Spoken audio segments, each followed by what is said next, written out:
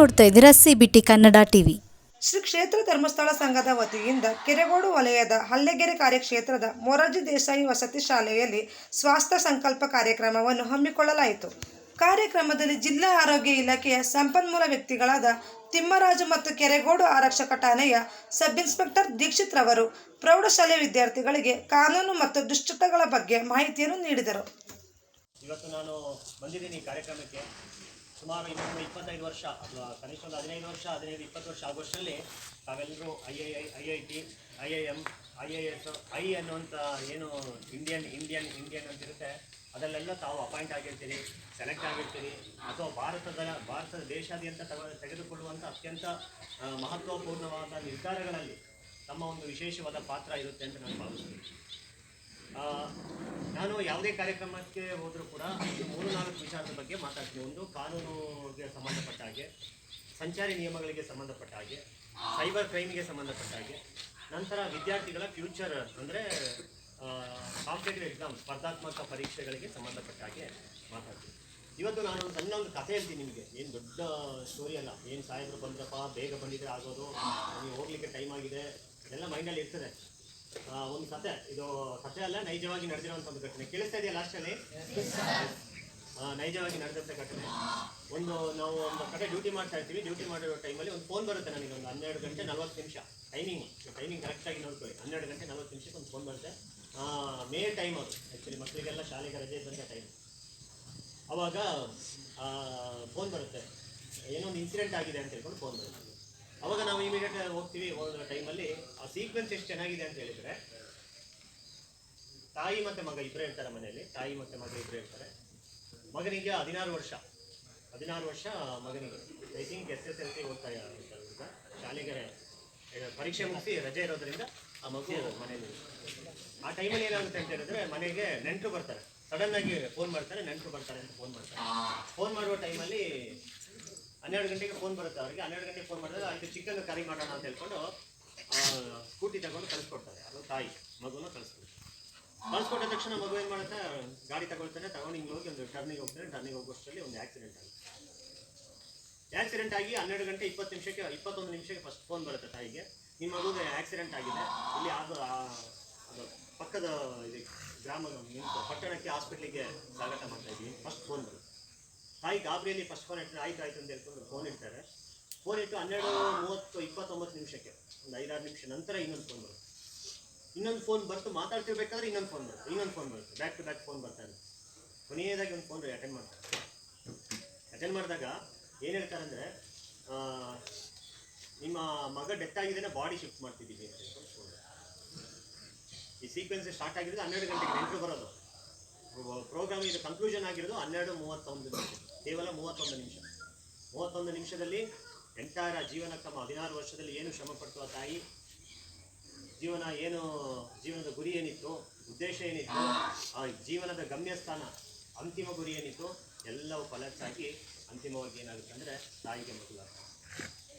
ಇದು ಏನಕ್ಕೆ ಇಂಪಾರ್ಟೆಂಟ್ ಆಗಿ ವಿಚಾರ ನಾನು ನಿಮ್ಗೆ ಹೇಳ್ತಾ ಇದ್ದೀನಿ ಅಂದರೆ, ಈಗ ಬರುವಾಗಲೂ ಕೂಡ ನಾನು ಪೊಲೀಸ್ ಸ್ಟೇಷನ್ಗೆ ಒಂದು ಸರ್ ಬಂದಾಗ ನಾನು ಅಟೆಂಡ್ ಮಾಡ್ತಾ ಇದ್ದೆ. ಮಗು ಅನ್ನೋ ಕಾರಣಕ್ಕೆ ಇಮಿಡಿಯೇಟ್ಲಿ ನಾನೊಂದು FIR ಮಾಡಿದೆ. ಏನು ನೋಡೇ ಇಲ್ಲ, ಸರ್ ನೋಡ್ತಾ ಇದ್ರು ಅಂತ ಅನ್ಕೊಳ್ತೇವೆ. ಒಂದು 6 ತಿಂಗಳ ಮಗುಗೆ, 6 ವರ್ಷದ ಮಗುಗೆ ಆಕ್ಸಿಡೆಂಟ್ ಆಗಿರುತ್ತೆ. ನಾವು ನೋಡಿ, ಒಂದು ಯಾರಾದರೂ ಒಬ್ಬರು ಒಂದು ಪೇಷಂಟ್ ಇರ್ತಾರೆ. ಹೌದಲ್ಲ, ಪೇಷಂಟ್ ಅಂದರೆ ಸೇರಿಸ್ಕೊಳ್ತಿದ್ದೀರಾ ಅಥವಾ ನಿದ್ದೆ ಬರ್ತಾ ಇದೆಯಾ? ಪೇಷಂಟ್ ಅಂದರೆ ಗೊತ್ತಿರುತ್ತೆ ನಿಮಗೆ, ರೋಗಿಗಳು, ಹೌದಲ್ವಾ? ಯಾವುದಾದ್ರೂ ಒಂದು ಕಾಯಿಲೆ ಬರುತ್ತೆ, ಕೊರೋನಾ ಬರುತ್ತೆ, ಮತ್ತೊಂದು ಕಾಯಿಲೆ ಬರುತ್ತೆ, ಬೇರೆ ಬೇರೆ ಕಾಯಿಲೆಗಳು ಬರುತ್ತೆ, ಹಾರ್ಟ್ ಪ್ರಾಬ್ಲಮ್, ಡಿಸೀಸ್ ಇರುತ್ತೆ. ಈ ರೀತಿ ಎಲ್ಲ ಕಾಯಿಲೆಗಳಿದೆ. ಡಾಕ್ಟ್ರು ಹೇಳಿರ್ತಾರೆ ಮಕ್ಕಳಿಗೆ, ಇದು ಕರ್ಕೊಂಡು ಹೋಗ್ತಾರೆ ಡಾಕ್ಟರ್ ಹತ್ರ. ಯಾರು ತಂದೆ ತಾಯಿನ ಮಕ್ಕಳನ್ನಾಗಲಿ ದೊಡ್ಡವ್ರನ್ನಾಗಲಿ ಕರ್ಕೊಂಡು ಹೋಗಿರ್ತಾರೆ. ಕರ್ಕೊಂಡೋದ ಸಂದರ್ಭದಲ್ಲಿ ಏನು ಹೇಳ್ತಾರೆ ಅಂದರೆ, ಇಲ್ಲ ಮಗುವಾಗಲಿ ಅಥವಾ ವಯಸ್ಕರಾಗಿರಲಿ ರೋಗಿ ಬದುಕೋದಿಲ್ಲ, ಇನ್ನು 1 ವರ್ಷದಲ್ಲಿ ಅಥವಾ ಒಂದು 10 ತಿಂಗಳಲ್ಲಿ ಡೆತ್ ಆಗ್ಬೋದು ಅಂತ ಡಾಕ್ಟ್ರು ಫಸ್ಟೇ ಹೇಳ್ಬಿಡ್ತಾರೆ. ಅವಾಗ ನಾವು ಅವರ ಆ ಡೆತ್ತನ್ನು ಎಕ್ಸ್ಪೆಕ್ಟ್ ಮಾಡ್ತಾ ಇದ್ದೀವಿ, 50 ಸಾಯ್ತಾರೆ. ಆ ರೀತಿ ಏನೋ ಡೆತ್ ಆಗುವಂಥ ಸಂದರ್ಭದಲ್ಲಿ ನೋವಿನ ತೀವ್ರತೆ ಏನಿದೆ, ಆಘಾತ ಏನಿದೆ, ತುಂಬ ಕಡಿಮೆ ಇದೆ. ಆದರೆ ಅಪಘಾತದಲ್ಲಿ ಏನು ಆಕ್ಸಿಡೆಂಟ್ ಆಗ್ತೀವಿ, ಜವರಾಯನ ಅಟ್ಟಹಾಸ, 3 ಮಂದಿ ದುರ್ಮರಣ, ಆಫೀಸಿಗೆ ಅಂದರೆ ಕಚೇರಿಗೆ ತೆರಳಿದ ಗಂಡನ ಸಾವು, ನವವಿವಾಹಿತ ಸಾವು, ಈ ರೀತಿಯೆಲ್ಲ ಆಘಾತಗಳ ಸಂಖ್ಯೆ, ತುಂಬ ಆಘಾತಗಳ ತೀವ್ರತೆ, ಅದನ್ನು ನಾವು ಕಂಟ್ರೋಲ್ ಮಾಡಬೇಕಾಗುತ್ತೆ.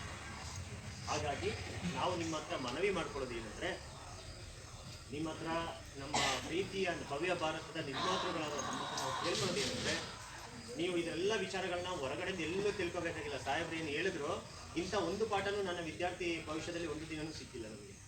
ಆ ಒಂದು ಭಾಗ್ಯ ಇರಲಿಲ್ಲ, ಬಹುಶಃ ಇವತ್ತು ಸಿಕ್ತು.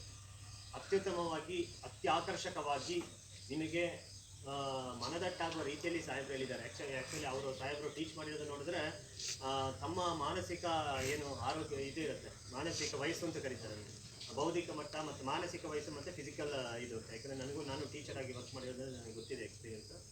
ಅದು ಆ ಲೆವೆಲಿಗೆ ಹೇಳಿದ್ರು ಕೂಡ ತಾವು ಅದನ್ನು ಆ್ಯಕ್ಸೆಪ್ಟ್ ಮಾಡಿ, ತಮ್ಮದೆಲ್ಲ ಭಾವನೆಗಳೇ ನಾನು ನೋಡಿದೆ, ತಾವೆಲ್ಲ ಆ್ಯಕ್ಸೆಪ್ಟ್ ಮಾಡ್ಕೊಳ್ತೀವಿ ಆ ವಿಚಾರಗಳನ್ನು. ಅದು ತುಂಬ ಒಂದು ಖುಷಿ ಆಯಿತು. ನೀವು ಅದು ಹೇಳಿ ಸಾಹೇಬ್ರು ಏನು ಹೇಳಿದ್ದಾರೆ ಅದನ್ನು ನೀವು ಫಾಲೋ ಮಾಡಿದ್ರಷ್ಟೇ ಸಾಕು.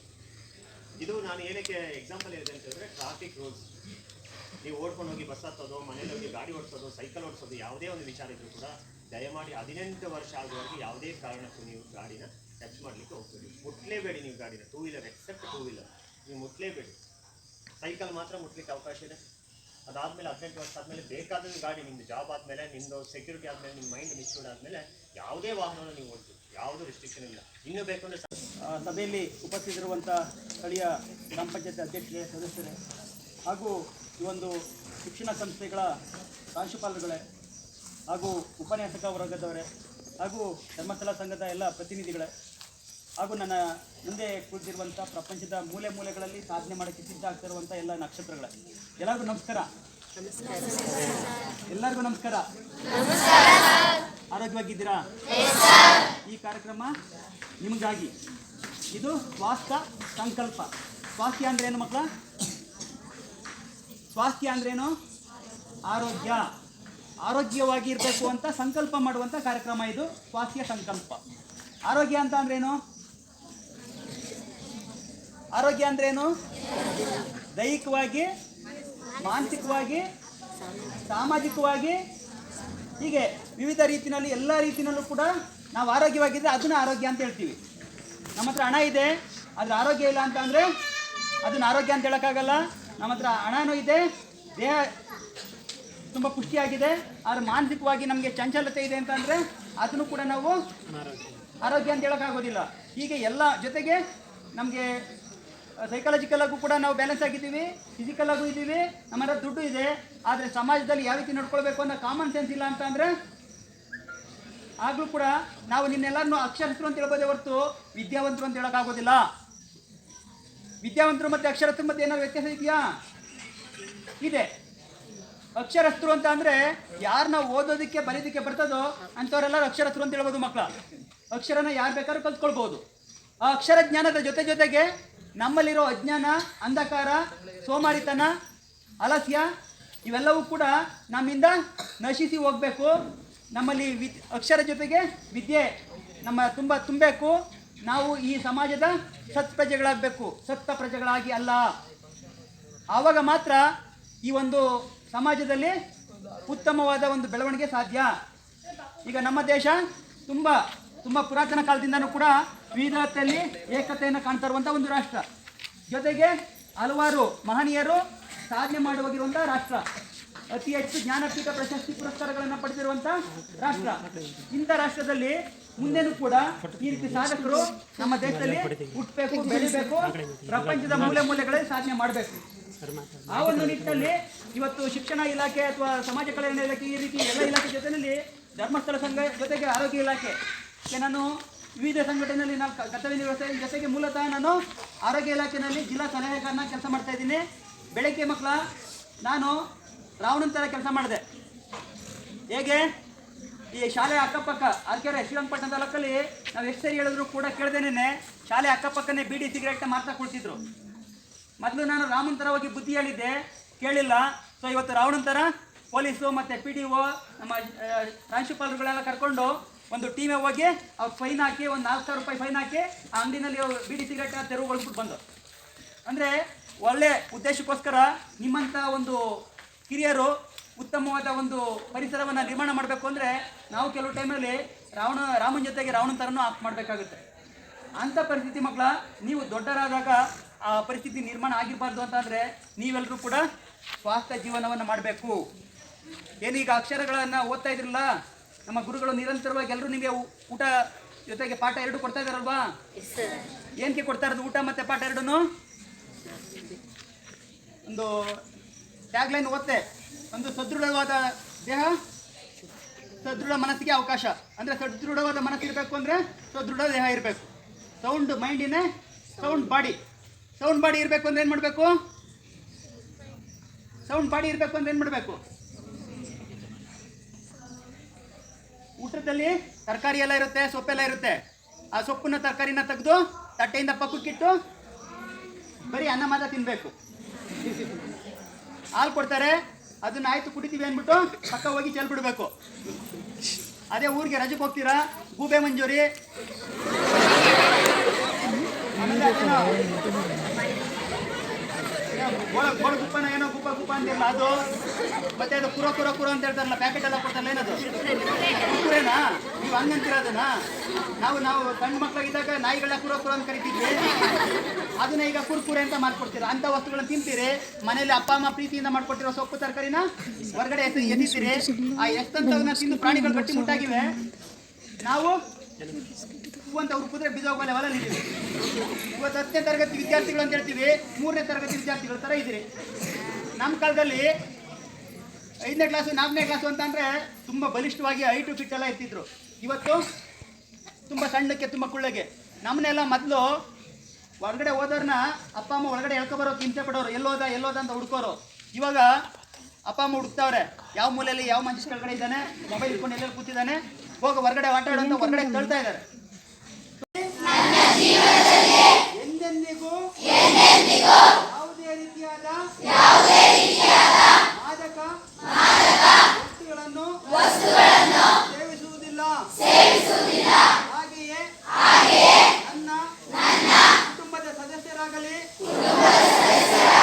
ಸ್ನೇಹಿತರಾಗಲಿ ಸಹಪಾಠಿಗಳಾಗಲಿ ಯಾವುದೇ ರೀತಿಯ ಮದ್ಯ, ಮಾದಕ, ತಂಬಾಕು ಉತ್ಪನ್ನಗಳನ್ನು ಸೇವಿಸದಂತೆ ಪ್ರೇರೇಪಿಸುತ್ತೇನೆ. ಅದೇ ರೀತಿ ನನ್ನ ಮನೆ, ಶಾಲೆ, ಕಚೇರಿ ಒಟ್ಟಾರೆ ನಮ್ಮ ಪರಿಸರವನ್ನ ಮದ್ಯ, ಮಾದಕ